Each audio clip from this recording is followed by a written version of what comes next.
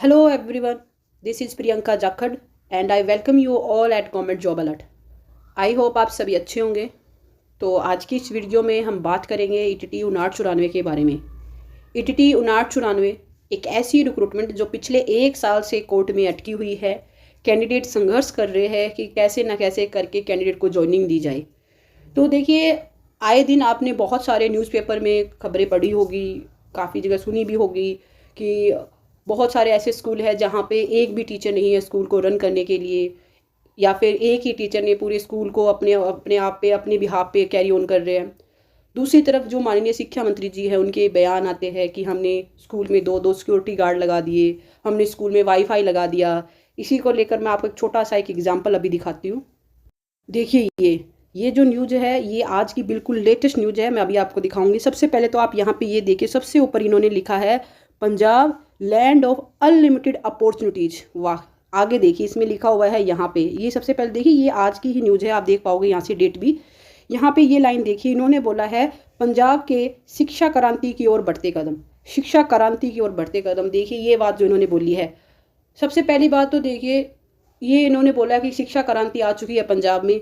But जहाँ तक हमें दिख रहा है वो तो यही है कि चाहे ईटीटी के कैंडिडेट हो 23-59-94, चाहे मास्टर कार्डर के कैंडिडेट हो, चाहे असिस्टेंट प्रोफेसर के कैंडिडेट हो, वो सब बहुत ज़्यादा डिप्रेशन में है सिर्फ अपनी ज्वाइनिंग को लेके कि उन्हें ज्वाइनिंग दी जाए।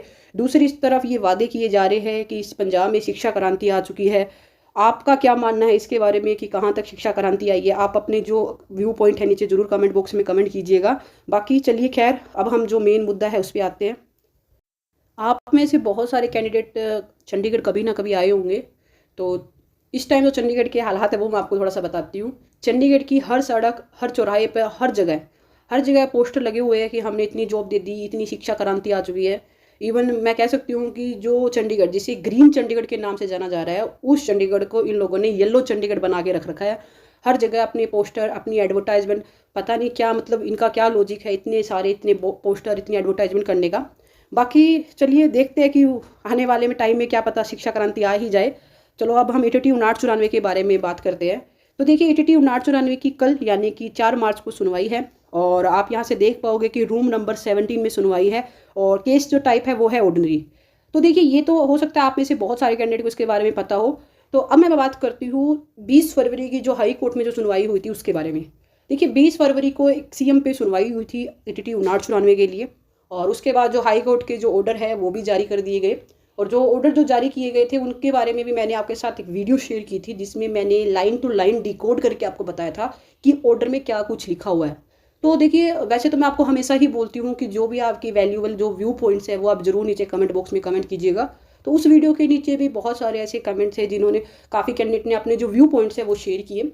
उसमें से देखिए, काफ़ी कैंडिडेट का ये मानना है कि मैम जो 20 फरवरी को जो हाई कोर्ट में सुनवाई हुई और जिसके ऑर्डर ऑनलाइन अपलोड किए जा चुके हैं, उन ऑर्डर में क्या है, कोई मिस प्रिंटिंग हुई है, कुछ गलतियां हुई है, ये ऑर्डर गलत है। तो सबसे पहली बात तो देखिए, जो ये ऑर्डर जारी किए गए हैं, हाई कोर्ट के ऑर्डर है, इसके रेयरेस्ट चांस है कि उसमें कोई भी इस तरह की मिस्टेक हो। और अगर मिस्टेक होती भी है तो हो सकता है 1 वर्ड 2 वर्ड की ऐसी मिस्टेक आपको देखने को मिले। इस तरह की पूरी लाइन गलत उसमें प्रिंट कर दी जाए, इसकी पॉसिबिलिटी नहीं है, क्योंकि ये ऑफिशियल ऑर्डर होते हैं, इसमें इस तरह की मिस्टेक नहीं होती। दूसरे तरह के कुछ कैंडिडेट ऐसे भी थे जिनका ये बोलना था कि मैम इसमें जो ऑर्डर जो जारी किए गए हैं उसमें सिर्फ जो एक पार्टी ने अपनी जो दलीलें दी है, सिर्फ उन दलीलों को इंक्लूड करके ये ऑर्डर जारी किए गए हैं। तो उनके लिए देखिए, सबसे पहली बात तो ये कि जब भी हाई कोर्ट के ऑर्डर जारी किए जाते हैं उसमें किसी पार्टी ने क्या दलील दी इस चीज़ को इंक्लूड नहीं किया जाता। और अगर किया भी जाता है तो देखिए, अगर किया भी जाता है तो दोनों पार्टी की दलीलों को ही इंक्लूड किया जाएगा। ऐसे नहीं कि एक पार्टी की दलील को तो इंक्लूड कर लिया गया, दूसरी की नहीं किया गया, दोनों पार्टी की दलीलों को इंक्लूड किया जाएगा। बट देखिए, ऑन रियलिटी ऐसा नहीं होता, कोई भी इस तरह की जो दलीलें होती है वो इंक्लूड नहीं की जाती है। ऑर्डर का मतलब होता है जो फाइनली डिसाइड हुआ है उस दिन कोर्ट में। और जो ऑर्डर जो है देखिए, वो ऐसा नहीं है कि बाद में जैसे कोर्ट बंद होने के बाद जजेज अपने घर जाके प्रिंट करते हैं या फिर बाद में प्रिंट करवाते हैं, ऐसा नहीं होता। थोड़ा सा इस चीज़ को समझने की कोशिश कीजिएगा, कोर्ट में किस तरह से कैसे कार्रवाई चलती है। सबसे पहली बात तो देखिए, दोनों रिस्पोंडेंट और पिटिशनर दोनों अपनी अपनी दलीलें पेश करते हैं, यानी दोनों पक्ष क्या करते हैं, अपनी अपनी जो दलीलें होती है वो जज साहब के सामने पेश करते हैं। उसके बाद जो फाइनली क्या होता है, जो जज साहब होते हैं वो अपना डिसीजन जारी करते हैं कि उन्होंने दोनों पार्टी की दलीलें सुनी, उसके बिहाफ पे जज साहब ने जो डिसीजन लिया है वो डिसीजन जारी किया जाता है। और वो डिसीजन ऐसे नहीं है कि ऑन पेपर रिटन में उसी टाइम जारी किया, रिटन में जारी किया जाएगा। मेनली क्या होता है कि जज साहब जो भी अपना डिसीजन लेते हैं वो उसी टाइम बोल के बताया जाता है कि आज की कोर्ट में इस जो पूरे मैटर के ऊपर जज साहब या फिर मैं यानी जो जज साहब है ये ऑर्डर ले रहे हैं अपना, मतलब पूरा जो ऑर्डर है उसी टाइम बोल के बताया जाता है। और जो जज साहब उस टाइम डिसीजन लेते हैं उसी ऑर्डर को प्रिंट किया जाता है, उसी ऑर्डर को टाइप किया जाता है और ऑन द स्पॉट उसी टाइम किया जाता है जिस टाइम दोनों पार्टी कोर्ट में प्रेजेंट होती है। तो मेन बात तो यही है कि ईटीटी 5994 की जो 20 फरवरी को सुनवाई हुई उसमें कुछ लाइनें जो उसमें ऐड की गई है एजुकेशनल क्वालिफिकेशन को लेके, जिसमें ये बोला गया है कि एजुकेशन क्वालिफिकेशन में चेंजेस किए गए हैं। तो मेन मुद्दा ये है कि जिस टाइम ये जो ऑर्डर हाई कोर्ट के जो जजेस थे जो अपना ये ऑर्डर जारी कर रहे थे कि एजुकेशनल क्वालिफिकेशन में चेंज किया गया है, तो मेन मुद्दा ये है कि उस टाइम डिपार्टमेंट के जो वकील थे वो भी वहीं प्रेजेंट थे, जो कैंडिडेट के जो प्राइवेट वकील थे वो भी कोर्ट में प्रेजेंट थे। तो उन्होंने उसी टाइम इस चीज़ के ऊपर ऑब्जेक्शन क्यों नहीं लगाया कि जो जज साहब समझ रहे हैं कि क्वालिफिकेशन में चेंज किया गया, ऐसा कुछ भी नहीं हुआ। देखिए ऐसा नहीं है कि जज साहब के माइंड में सडनली माइंड में बात आई, उन्होंने एक लाइन ऐड करवा दी एजुकेशन क्वालिफिकेशन। पूरी बहस हुई है, पूरा मुद्दा सुना गया है, उसके बाद जो जज साहब को जो चीज़ समझ आई, जैसे उनको मैटर समझ में आया, उसी के बिहाफ पे पूरा जो ऑर्डर है वो जारी किया गया।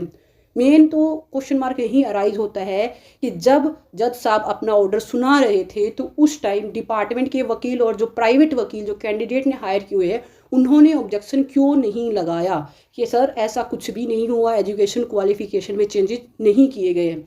और उसके बाद देखिए जैसे ये ऑर्डर आए हैं, कैंडिडेट को पता चला है कि इस तरह से कुछ गड़बड़ियाँ हुई है, कुछ गलतियाँ हुई है, उसके बाद भी देखिए डिपार्टमेंट की तरफ से कोई भी एक एक्सप्लेनेशन जारी नहीं की गई है कि क्या पूरा मैटर रहा, क्या पूरा मुद्दा रहा। तो अब देखिए कल यानी कि 4 तारीख को कोर्ट में सुनवाई है और जो सबसे पहली बात तो देखिए यही रहेगी कल कोर्ट में जाके कि हाई कोर्ट में जो जजेज है उनको ये चीज़ क्लेरिफाई की जाए कि एजुकेशन क्वालिफिकेशन में कोई चेंज नहीं किया गया, क्योंकि देखिए ये अपने आप में एक बहुत बड़ा मुद्दा है। और अगर इस तरह से कल भी अगर अच्छे से नहीं पैरवी की गई, अच्छे से पक्ष नहीं रखा गया, तो ये देखिए एजुकेशन क्वालिफिकेशन जो चेंजेस की बात जो बोली गई है ये कहीं ना कहीं काफ़ी कॉम्प्लिकेटेड हो सकती है। बट उम्मीद है कि कल सबसे पहले जो डिपार्टमेंट के जो वकील हैं और जो प्राइवेट जो वकील हायर किए हुए सबसे पहले उनका टारगेट यही होना चाहिए कि एजुकेशन क्वालिफिकेशन को लेके जो जज साहब के माइंड में अगर कुछ है, कुछ उन्होंने इस चीज़ को गलत समझा है तो उस चीज़ को क्लेरिफाई किया जाए कि ये चीज़ एजुकेशन क्वालिफिकेशन के अंडर नहीं आती है। देखिए उस वीडियो में काफ़ी कैंडिडेट ने ये भी बोला था कि मैम एजुकेशन क्वालिफिकेशन में चेंज किए गए हैं। तो मैं देखिए सबसे पहले आप समझने की कोशिश कीजिए कि एजुकेशन क्वालिफिकेशन थी क्या रिक्रूटमेंट के लिए। सबसे पहली क्वालिफिकेशन थी कि आपके पास 10th में पंजाबी हो और उसमें कोई भी मार्क्स की कंडीशन नहीं थी, चाहे आपके कितने भी मार्क्स हो। उसके बाद आपने अपनी 12th पास आउट की होनी चाहिए और आपने ईटीटी की होनी चाहिए। और जो नेक्स्ट जो क्वालिफिकेशन थी वो थी आपकी पीए स्टैट, कि आपका पीए स्टैट होना चाहिए। ये थी आपकी मिनिमम एजुकेशन क्वालिफिकेशन। ये एजुकेशन क्वालिफिकेशन उस टाइम भी यही थी और आज भी यही एजुकेशन क्वालिफिकेशन है और इससे पहले की रिक्रूटमेंट में भी यही थी। कोई भी किसी तरह का कोई भी चेंज नहीं किया गया था एजुकेशन क्वालिफिकेशन को लेके। और अगर किया गया हो, कुछ हो, आपको भी लग रहा हो है कुछ, तो वो भी आप ज़रूर कमेंट बॉक्स में कमेंट कीजिएगा ताकि सबको पता लग सके कि कैसे क्या पूरा अभी तक क्या चल रहा है, किस तरह से चल रहा है। बाकी देखिए कल यानी कि 4 तारीख को सुनवाई है और उम्मीद है कि सबसे पहले तो जो ये जो पूरा एक बखेड़ा खड़ा हुआ है चेंजेस को लेकर ये इससे सॉर्ट आउट किया जाए। और क्योंकि देखिए जो 20 तारीख की ऑर्डर है उसमें क्लियरली मेंशन है कि listed for the final argument, यानी कल फाइनल आर्गूमेंट के लिए इसे लिस्ट किया गया है। और कल अगर अच्छे से पक्ष रखा गया तो इसमें बहुत ज़्यादा चांस है कि आपको पॉजिटिव न्यूज़ सुनने को मिले रिक्रूटमेंट के रिगार्डिंग। बट सब कुछ डिपेंड करेगा कि किस तरह से डिपार्टमेंट डिफेंड करता है इस केस को, किस तरह से हमारे जो प्राइवेट वकील है वो इस केस को अच्छे से डिफेंड कर पाते हैं। सब कुछ इसी बात पर डिपेंड करेगा। क्योंकि देखिए कैंडिडेट नहीं जाके अपना केस लड़ सकते, ऐसे नहीं है कि कैंडिडेट एक कैंडिडेट जाए और जज साहब को बताए कि ये हुआ है वो हुआ है। मेन तो जो जिनको करना है आपको पता ही है कौन इसके लिए जिम्मेदार है, कौन इसको करेगा। बाकी उम्मीद फिर भी हम लगा रहे हैं कि कल एक अच्छे तरीके से केस को डिफेंड किया जाएगा और जो भी इसके अंदर जो कॉम्प्लिकेसिटी जो क्रिएट की गई है उसे सॉर्ट आउट किया जाएगा और रिक्रूटमेंट बहुत जल्द कंप्लीट की जाएगी। बाकी आपके क्या व्यू पॉइंट है कोर्ट के ऑर्डर को लेकर, जो मैंने आपको स्टार्टिंग में मैंने आपको बताया उसके लेके आप बिल्कुल अपने जो भी व्यू पॉइंट है वो ज़रूर कमेंट बॉक्स में कमेंट कीजिएगा। और इसके रिगार्डिंग जो भी आगे अपडेट आएगी वो अपडेट आपके साथ इसी चैनल पे शेयर की जाएगी। इसके लिए इस चैनल को सब्सक्राइब जरूर करें। Wish you all the best. Thank you.